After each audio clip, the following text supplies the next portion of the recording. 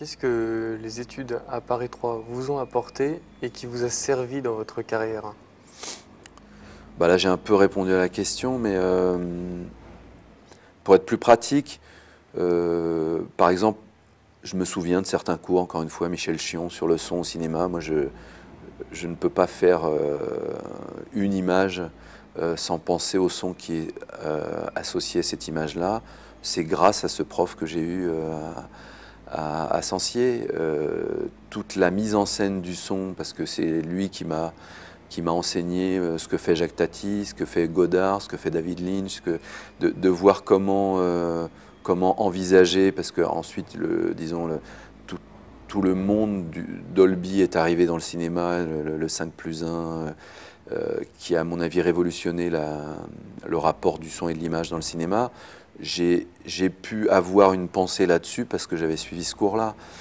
Euh, que quand on a décortiqué les films de Tati avec Michel Chion, Tati, c'est vraiment quelqu'un qui est pour moi un des précurseurs de la mise en scène du son, parce que il parle beaucoup de l'opposition du son et de l'image avec des sons qui ne conviennent pas avec les images. Qu'est-ce qui se passe quand on post-synchronise un son, ou quand il y a un son qui est pris en prise directe.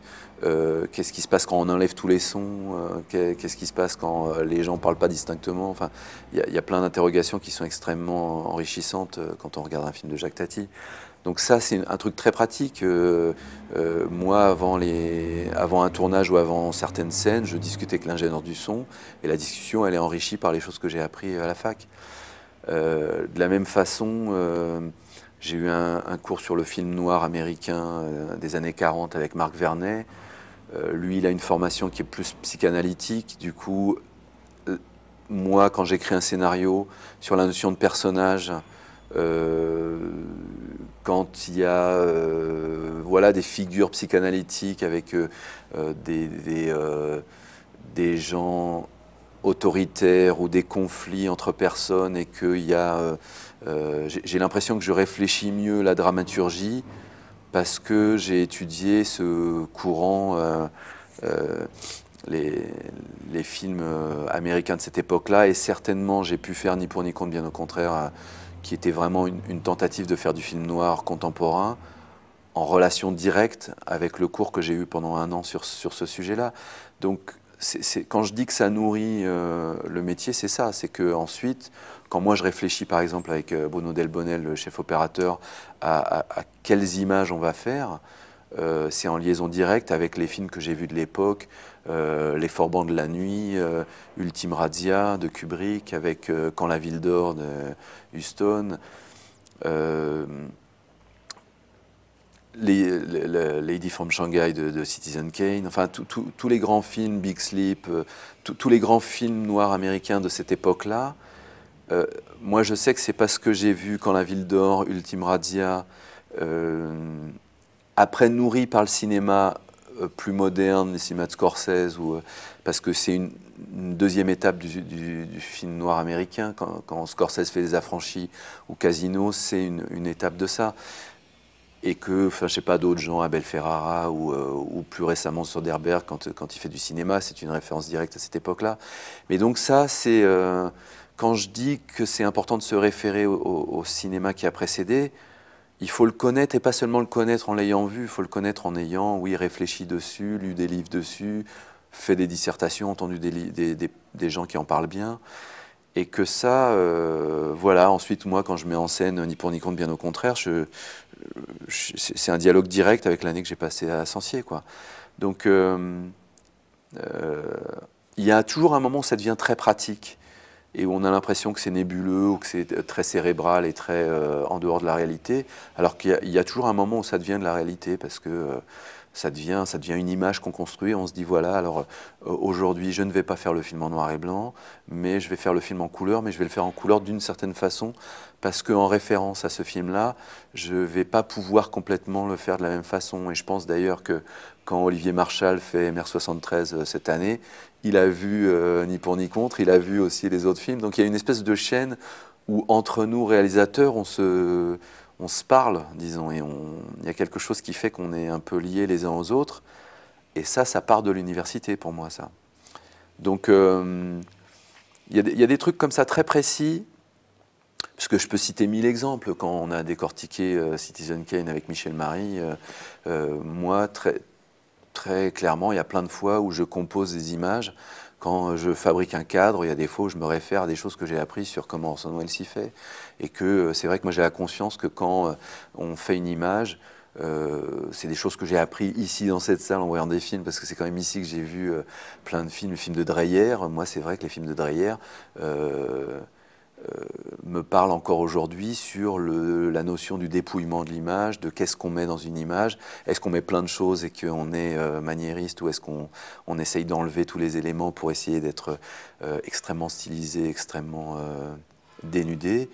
Ça, c'est des questions qui se posent film après film et même plan par plan quand on fabrique des images. Donc c'est très précis, quoi. Enfin, je trouve que c'est que aujourd'hui j'ai 46 ans, c'est que quand on a 46 ans qu'on voit à quoi sert la culture, et que quand on est étudiant et que c'est quand même assez chiant de se taper, de lire une pièce de Shakespeare que personne ne connaît, ou de lire, de voir des films de Dreyer, parce qu'il faut toujours pousser les gens à dire ça serait bien que tu vois Jeanne d'Arc de Dreyer ou Ordette.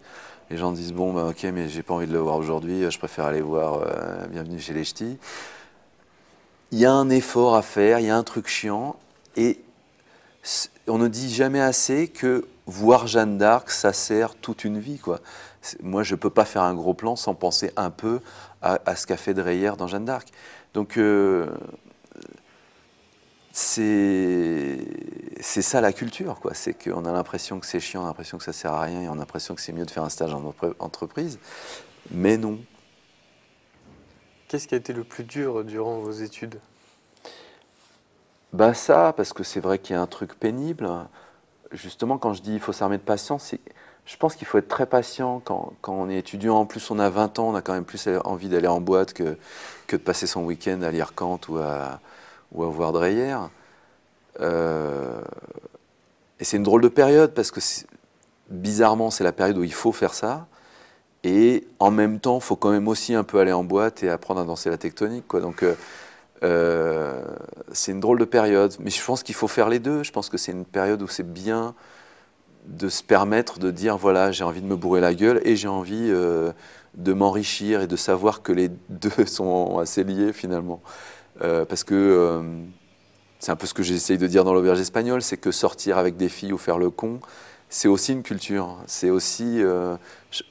je pense qu'il y a une culture de la connaissance de la sensualité, de la connaissance du corps. Il y a une culture de la connaissance culturelle, de la connaissance des idées, de lire des livres, de lire de la philosophie, etc.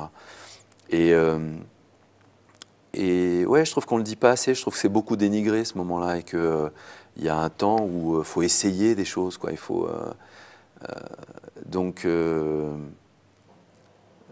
ce qui est difficile à cette époque-là, c'est que il y a plein de choses à faire. Je pense qu'on a beaucoup d'énergie, et je pense qu'il faut utiliser son énergie, et qu'il faut faire confiance à ses désirs aussi, parce que les désirs, c'est pas juste les désirs ou les pulsions sexuelles, c'est les désirs de se dire, voilà, je suis intéressé par le surréalisme, ou je suis intéressé par le Brésil, ou je suis intéressé par ce qui se passe en Chine ou ce qui se passe en Afrique. Il faut faire confiance au fait que un truc qui paraît bizarre, ben c'est justement cette chose-là qu'il faut nourrir chez soi. Et moi, je sais que Loïc Dury, qui fait la musique de mes films, il passait son temps à écouter des disques. Il y a ses parents qui lui disaient « mais arrête d'écouter des disques, tu vas jamais avoir un métier ».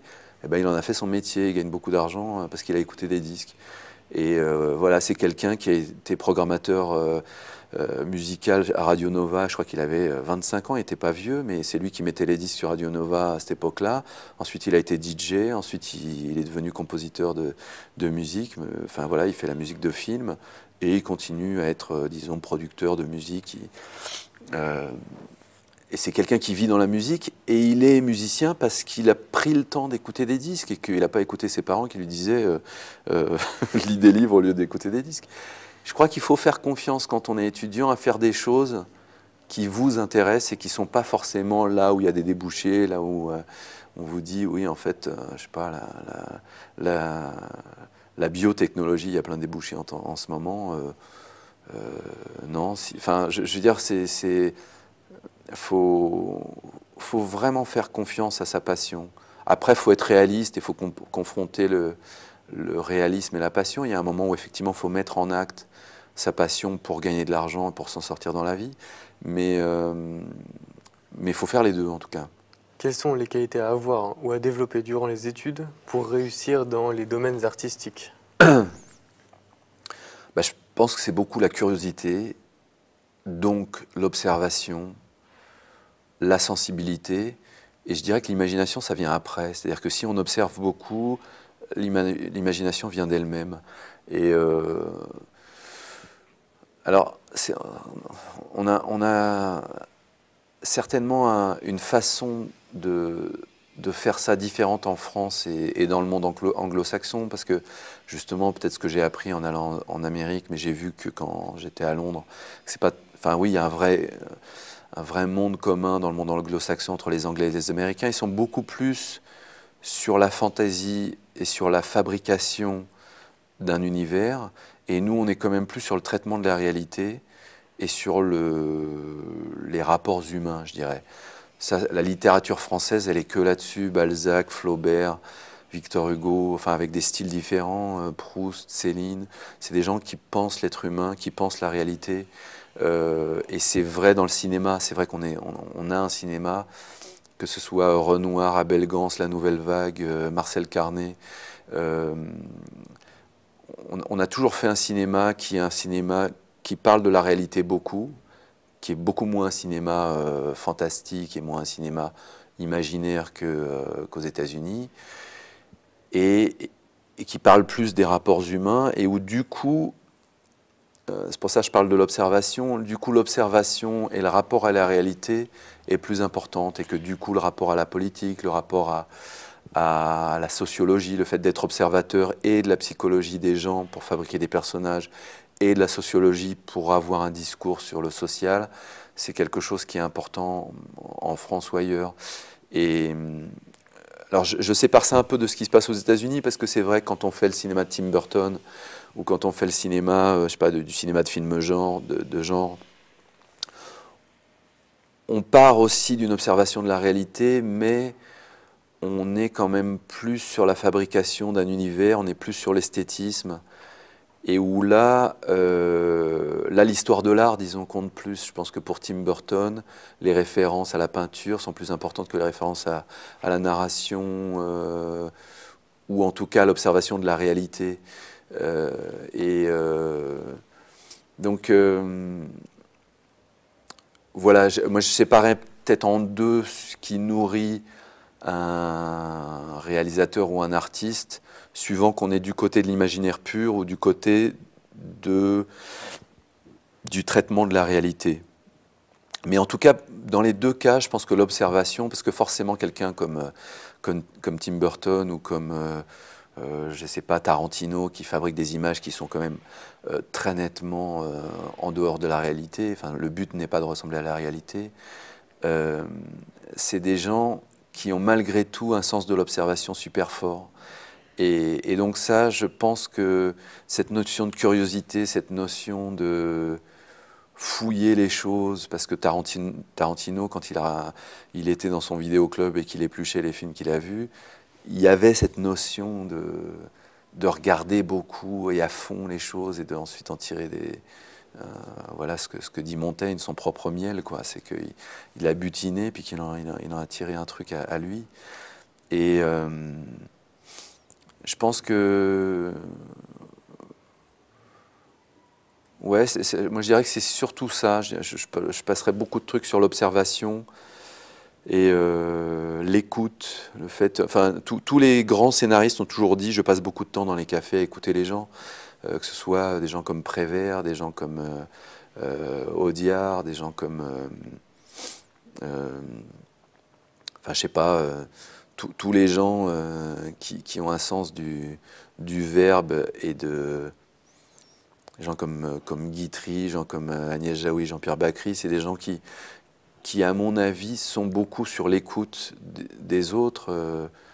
Et le titre, d'ailleurs, Le goût des autres de Bacry Jaoui est éloquent là-dessus, c'est qu'il y a un truc sur il y a un goût à regarder, à écouter, à s'intéresser aux autres. Et je pense que ça, c'est de la nourriture de base des gens qui font de la création.